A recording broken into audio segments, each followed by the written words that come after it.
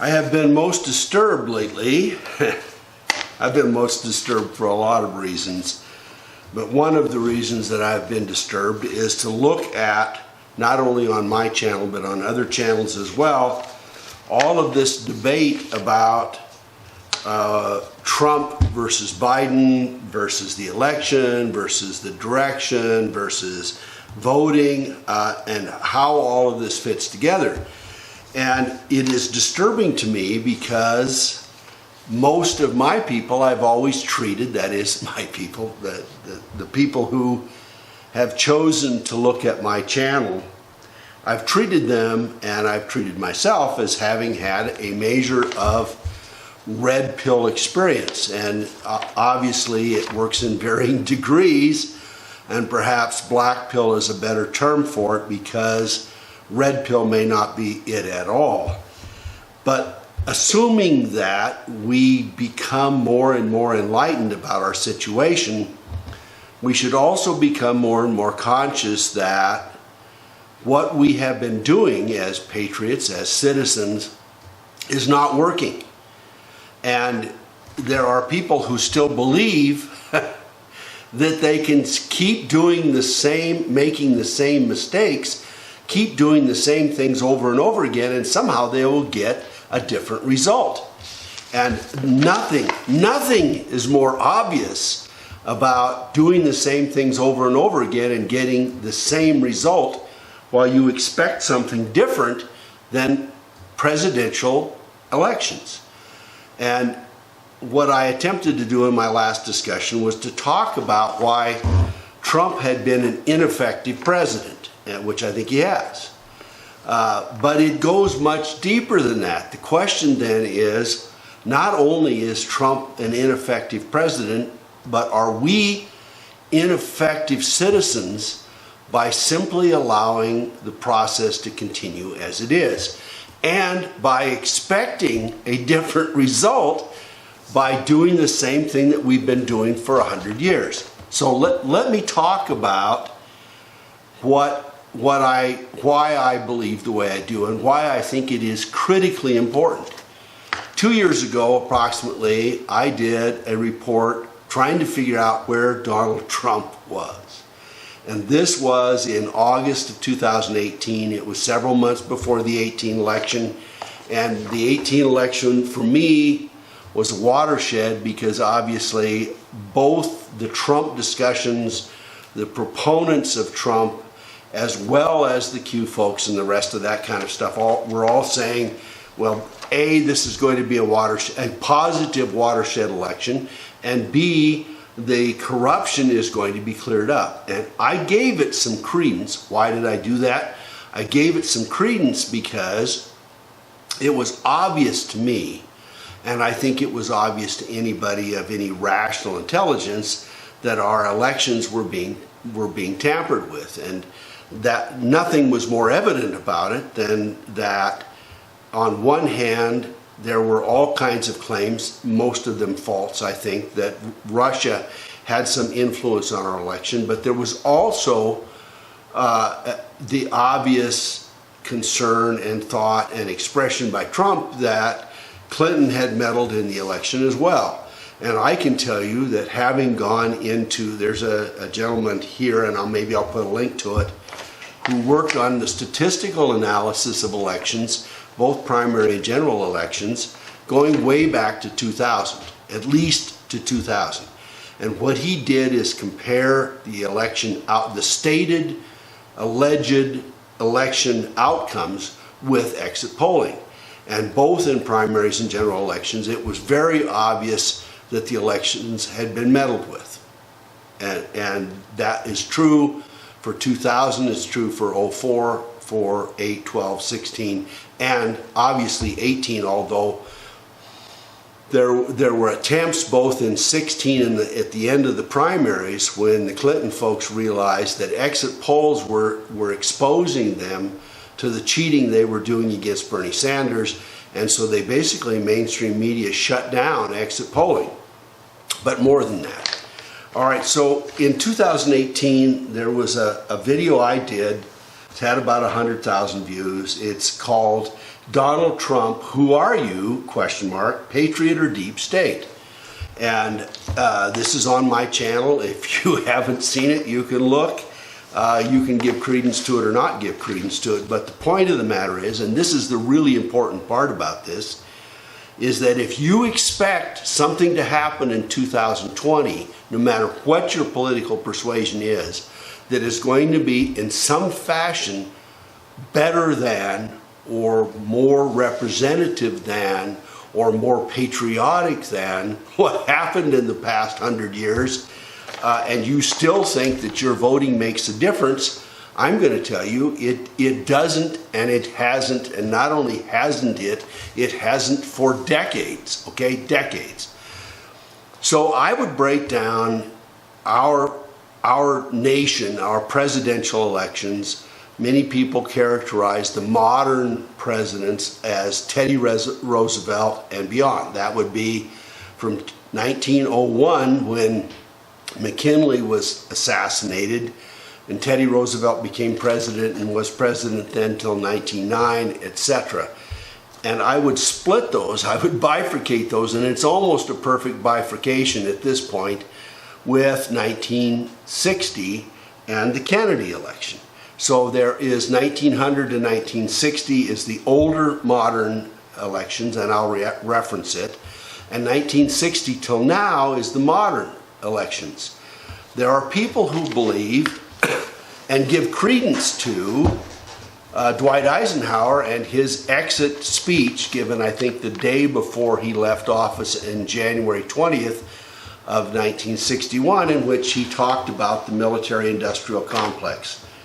I have for a long time given credence to that and said, you know, that was a very insightful comment by Eisenhower, and it gives you an idea of who he was, and I gave positive energy to that. Let me tell you, I do not give positive energy to it now. Why? Because the more I look at Eisenhower, despite the fact that he did some good things like backing us out of Korea and holding back on Vietnam and doing the interstate highways and maintaining a low key and basically keeping us out of war, he was also, what's the term for it? The best term I can come up with, forgive my French, is chicken shit, okay? He was chicken shit. And why was he chicken shit? Well, because of two things. One is he used a euphemism, and that really is the two problems. The military-industrial complex, when that wasn't what he meant at all. What he meant was that, yes, there was a military-industrial complex, but that's a euphemism for the pro-war CIA, deeply involved secret operations that ranged all the way from the Bay of Pigs, which happened after he left and was in the works, to the whole Vietnam thing, to the Korean thing. And I think Eisenhower knew fully well, as Truman did at the end of his presidency, that setting up the CIA, setting up secret agencies, allowing for effectively rogue agencies to represent the government, and to do so in a clandestine way and not in an answerable way to the United States president, was a formula for failure. It was going to be a failure.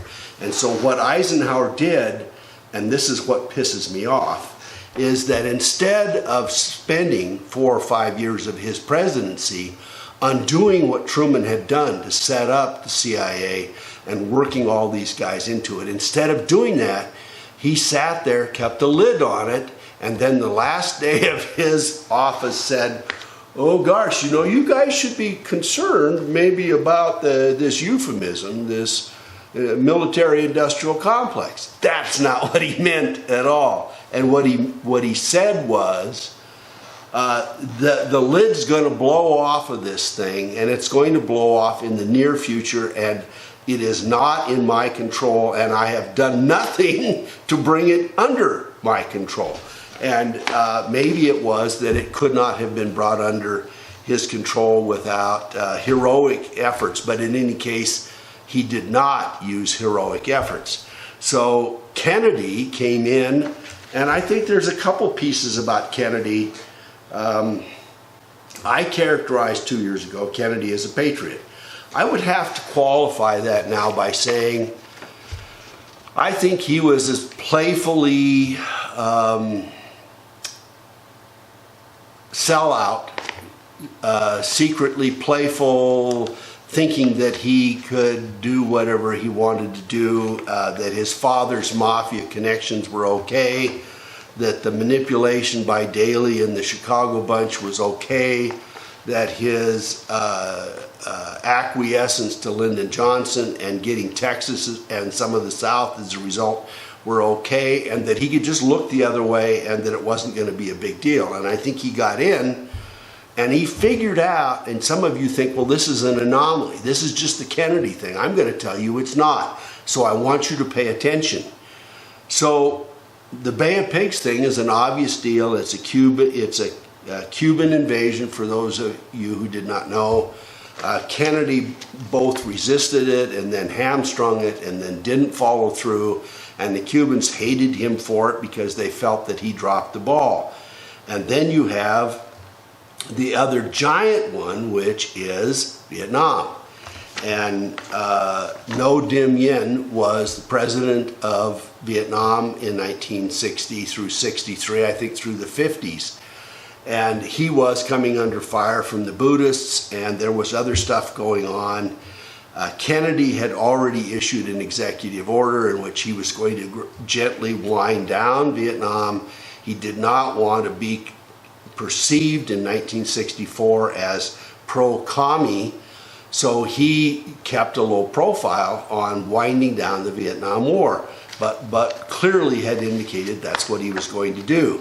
And despite his efforts to the contrary, and despite his orders to the contrary, the CIA had fully infiltrated various sections and bunches in Vietnam. They had worked with the assassins and with the overthrow group, and 3 weeks before Kennedy was killed, they had worked and helped to overthrow Ngo Dinh Diem. And he and his brother were killed on November 2nd. And Allen Dulles, who had been fired as the CIA director 2 years before, was still playing games at it. Allen Dulles was deep into it. And of course, Kennedy knew that he was in trouble, I believe, from that moment on, because it was obvious that he was not in control. But I don't think he realized how much not in control he was, or that the presidency was not resilient enough to deal with the bad doers, with the ones that would play games with the presidency and with the force and will of the United States. I think he figured he could muscle it down. His brother was working on going after the mafia, and that was not popular. And the mafia felt that they had given a deal to Joe Kennedy, to the father, to get Jack in as president in Chicago along with the Daley organization.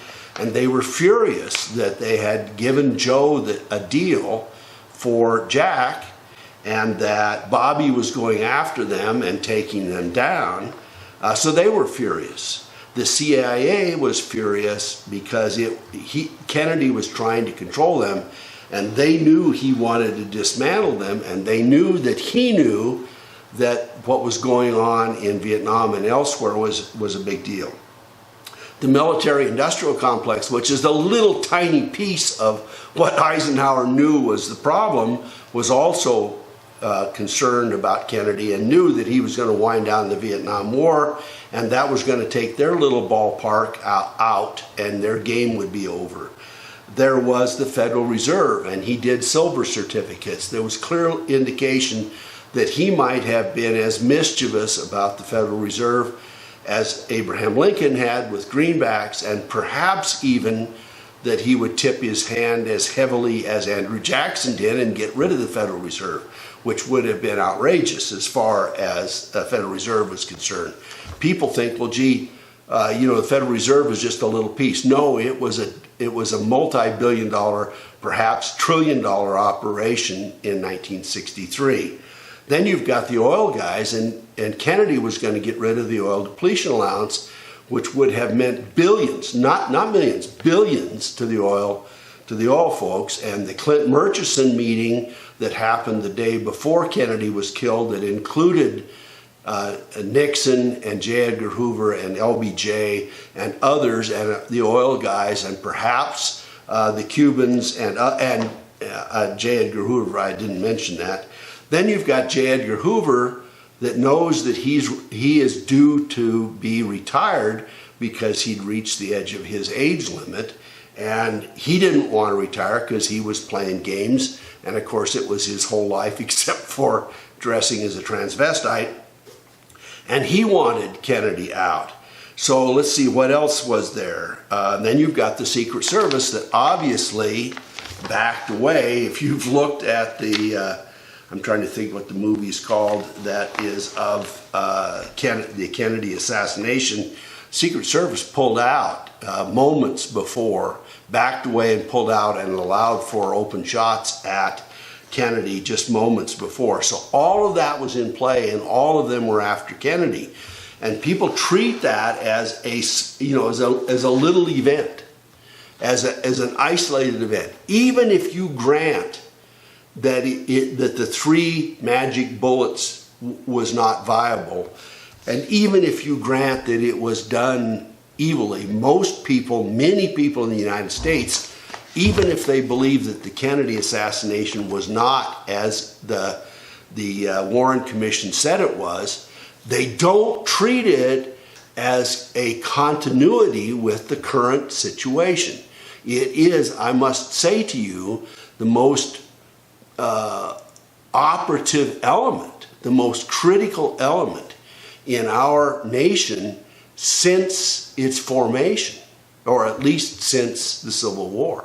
It is the most critical element because the CIA held and kept control, and you can see that in the post-Kennedy presidencies. So let me give you the example, and let me go back to my little orientation. I'm going to add one set and remove one maybe.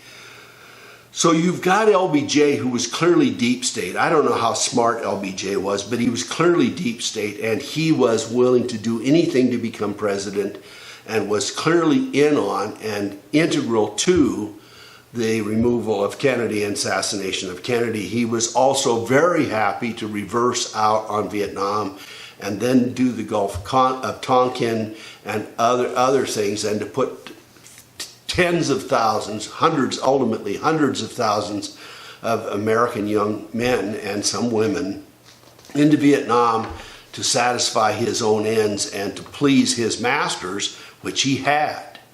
All right, then you've got Nixon that came in when LBJ finally became so unpopular because of Vietnam that he knew he could not win. You've got Nixon that was in on Kennedy's assassination, that was present at the Clinton-Murchison meeting the night before. And you've got Nixon that sold out before he started. So why did Nixon unravel? Nixon unraveled because he was not willing to play games in some ways. He obviously opened China up, and the opening of China was a Rothschild bankster plan clear back before the 70s. And you say, well, how do you know that? Well, because Chairman Mao was supported by the Rothschild factions of the universities and the rest of that, and advisors clear back into the 1940s. And FDR and Truman allowed Mao, they half-sheeted Chiang Kai-shek during the Second World War. They allowed Mao to gain momentum. They simply looked the other way as nearly 1 billion people became communist, and it was all part of the plan, and it has been ever since, and it still is, and it's part of what is wrong with this world and what is going on in this United States, even now. So then you've got Nixon that steps out finally, what was it, in 74, and after Spiro Agnew had resigned because he'd gotten caught playing games, they put Gerald Ford in. And so what is it about Gerald Ford that you want to know? Well, Gerald Ford was on the Warren Commission. Gerald Ford worked with, what's his name? I'll think of it in a second. The Pennsylvania senator in coming up with the magic 3-bullet theory, and Ford was on the commission as a representative in the House of Representatives, as a Michigan congressman, and helped push that 3-bullet theory through. And his payoff was to get to be the vice president and then the president. And all of this fits into the whole Rothschild game-playing bullshit that has to do with the post-CIA op of getting rid of Kennedy. And then you've got Carter, and you say, well, Carter is an anomaly. Yeah, Carter may be an anomaly in the sense that I don't think Carter fully knew what he was getting into. But Carter was part of the Trilateral Commission and had allowed himself to be pulled into the David Rockefeller international cabal as part of the Trilateral Commission and under the tutelage of Zbigniew Brzezinski that was going to oversee the Carter presidency. He was the junior president, and he never became the senior president. And one of the things that people laughed and giggled about was that Carter seemed to be constantly worried about the leaves and fronds and bushes, and he couldn't see the big picture. And I think that's probably true through most of his presidency. Then you have Reagan, and you're going to say, well, gosh, Reagan was a good guy, or at least appeared to be a good guy, operated as a good guy. And I think that's true. I think Reagan actually thought he would be a good president. And certainly the indications are from his news broadcast and his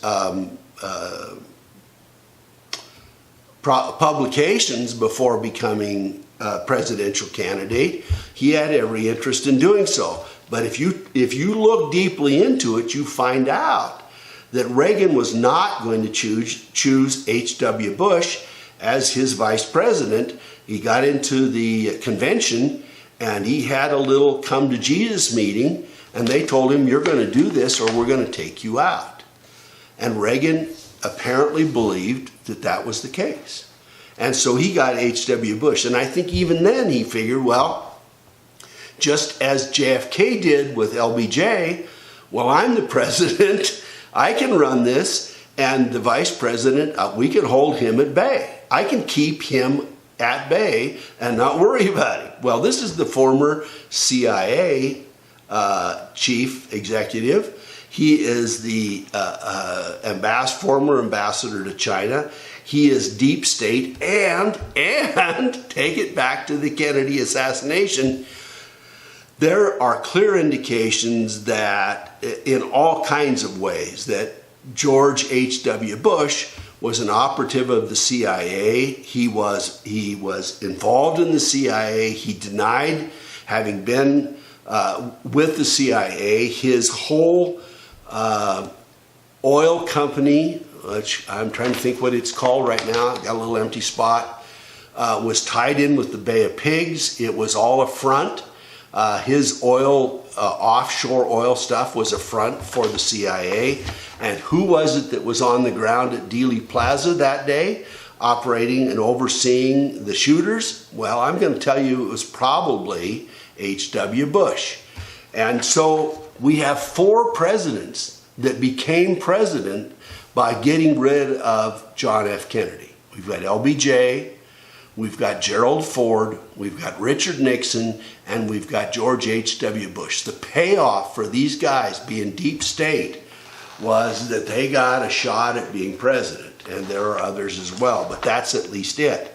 So then we've got Carter, and then following out on Reagan, and Reagan thought he could hold H.W. Bush at bay. I really believe that until Hinckley came along, until the mentally unstable son of friends of the Bush family, of the Hinckleys were friends of the Bush family. Both came from Texas, both came from the same area, and allegedly the Hinckleys owed the Bushes money. And of course I believe they sacrificed their little boy Johnny, and maybe he was a Manchurian candidate, maybe he had been meddled with, maybe he had been game played with as a child, much as many of the assassins have ever since, and since the 50s or 60s. So once Reagan was nearly killed by Hinckley, I'm going to tell you that I think H.W. Bush ran the show. Yes, Reagan made some important decisions. Reagan did some stuff with Gorbachev and the rest. But Reagan was under the tutelage of H.W. Bush. And H.W. Bush, I think, ran the Iran-Contra stuff and all of the rest of the dirty tricks that went on in a variety of ways with Panama and elsewhere, that effectively H.W. Bush was the president as he continued to be in '89. And if you take a look at the whole sex trafficking things that sprouted up for a couple of days and then disappeared in '89 when H.W. was running for president, you'll see that the dark side of that never left the presidency, never left the presidency.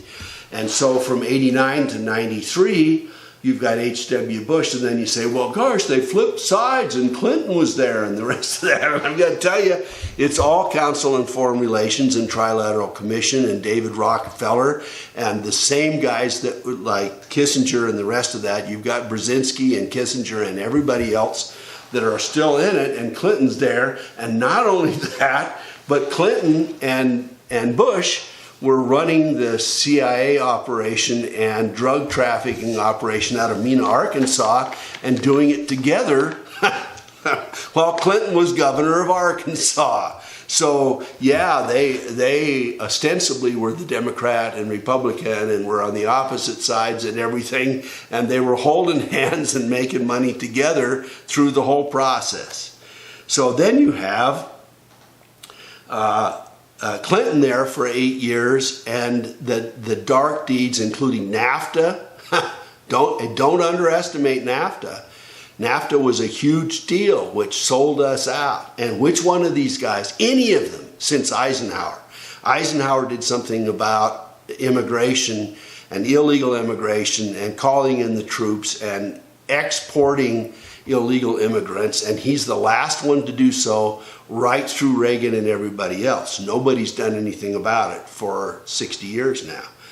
And then you've got little, shrubby, shrimpy, stupid George W. Bush, who I put down as a fool or a puppet in my last analysis. And I'm going to say to you, I'm going to move him, and I think he's probably a Manchurian candidate as well, that both he and Obama were mentally messed with as kids. Their brains were played with, and there was nobody home. And even when there was somebody home, if they rang a little bell, those guys did what they were supposed to do. And I think they were both very, very well equipped to do so.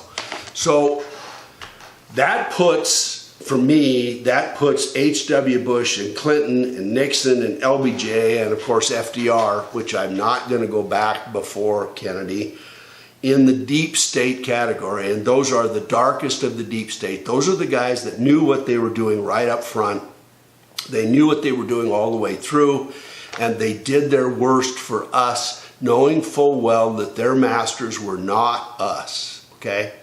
And then you've got the Manchurian candidates that I would call Obama and George W. Bush, and I think it is a function of our times that the people that are promoted to the presidency are often people that have already been subjugated to programming. Then you've got the fool and puppet category, and I put Hoover and Taft and Wilson in that category. I also put Jimmy Carter there. I don't think Jimmy knew, he was a short-term member of the Trilateral Commission before he became president.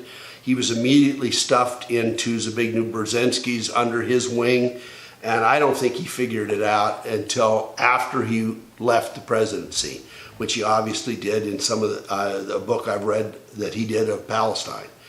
You've got stealth candidates, and I call them stealth candidates because they did what they could as president and operated under the radar and attempted to stay out of trouble and to do as much good as they could, recognizing that they had limitations. And I consider Reagan one of those, clearly limited, especially after the Hinckley shooting.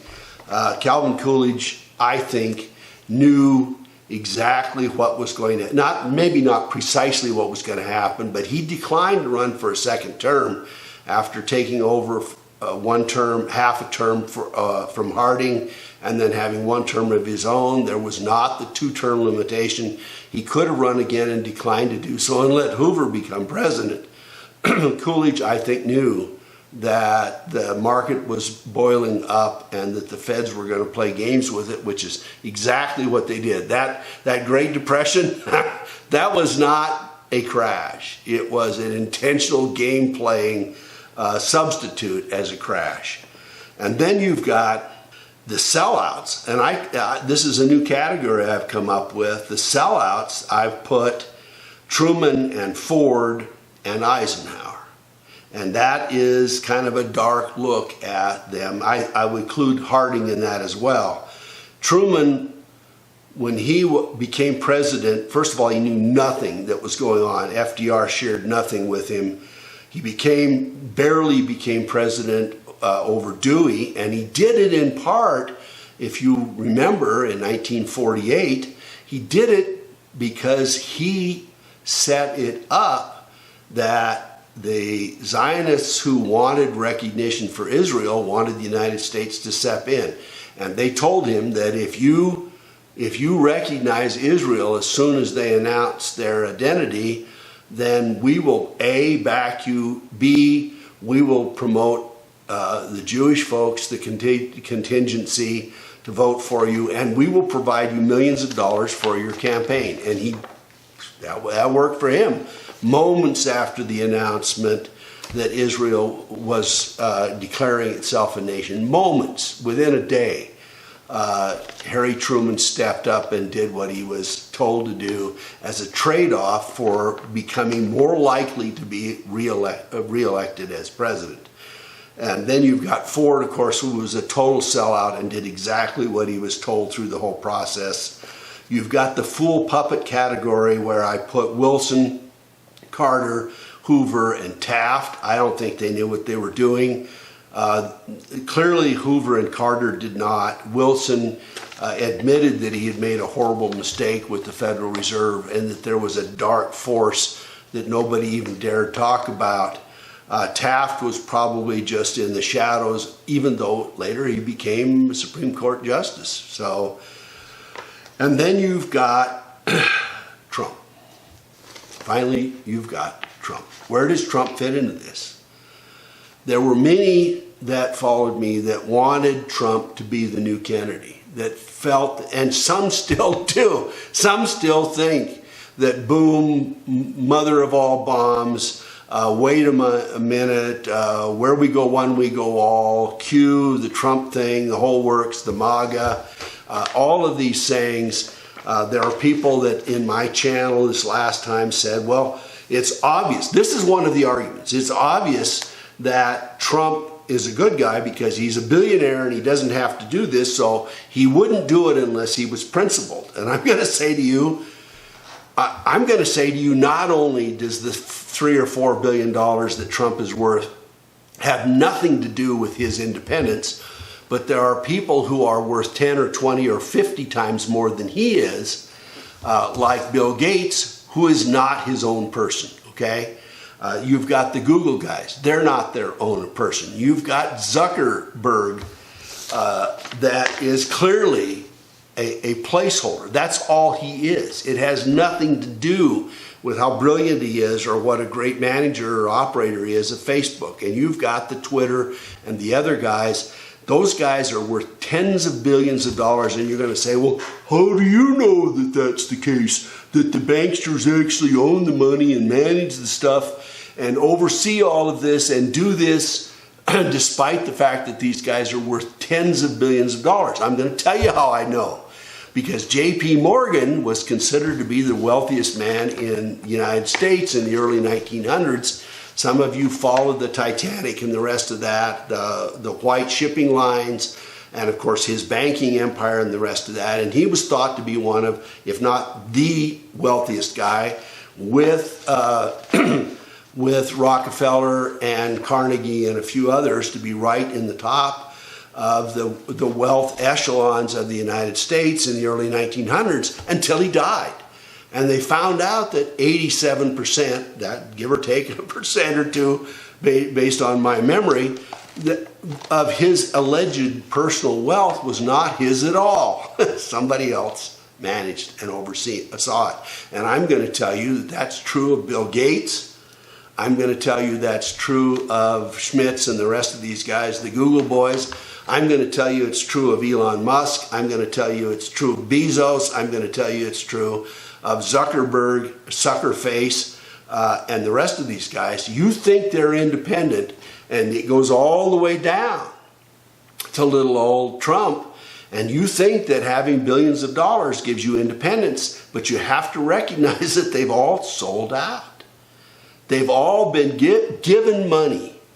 And Trump is no less so than the rest. And if you look at Commerce Secretary Wilbur Ross and recognize that he used Rothschild money to salvage and save Donald Trump in the 90s, and now he's the Commerce Secretary, that ought to be a hint to you, right? It ought to be a hint.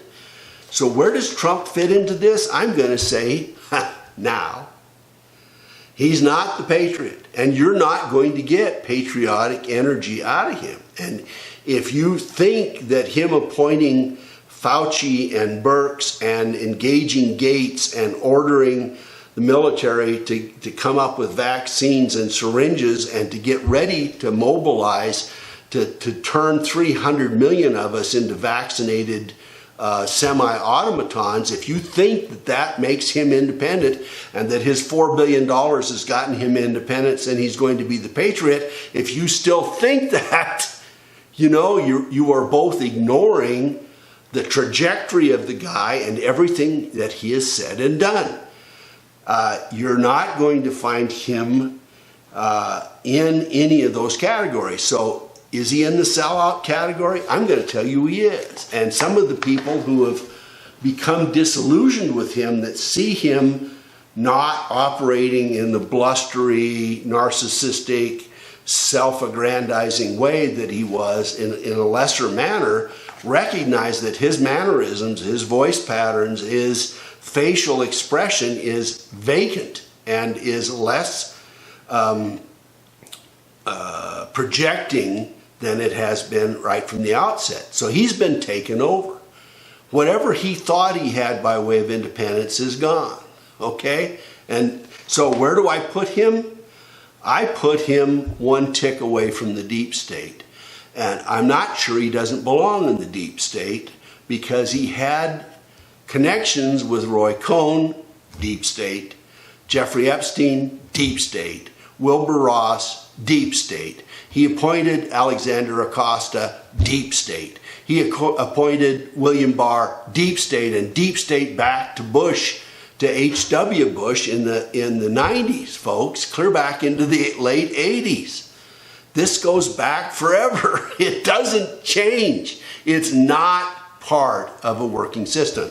And so some of you say to me, well, you want me to vote for Biden then? Is that what did you prefer Hillary? No, the answer is no to all of the above. The answer is that we have to fix this.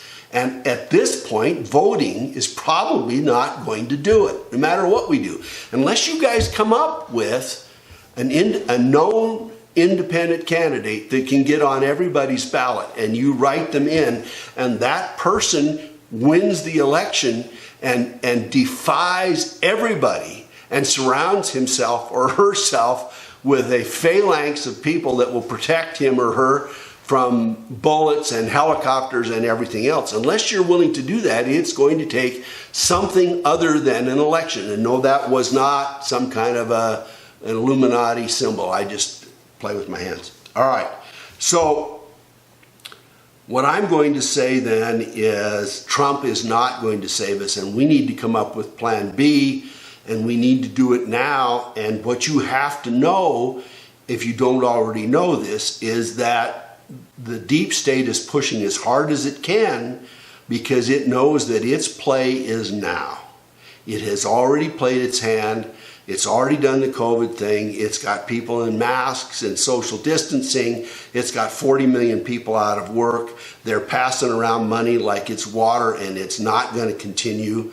They're destroying pension plans, and when the stock market falls, the EMP occurs, the invasions start, the riots work, the shortage in food shows up.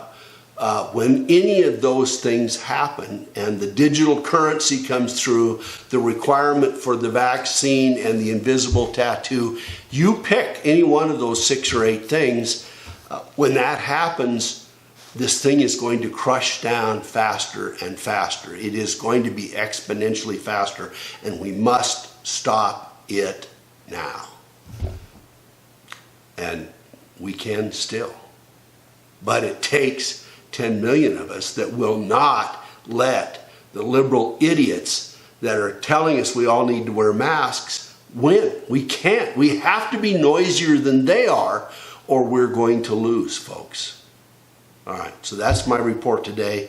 I do have something more hopeful that I will share shortly.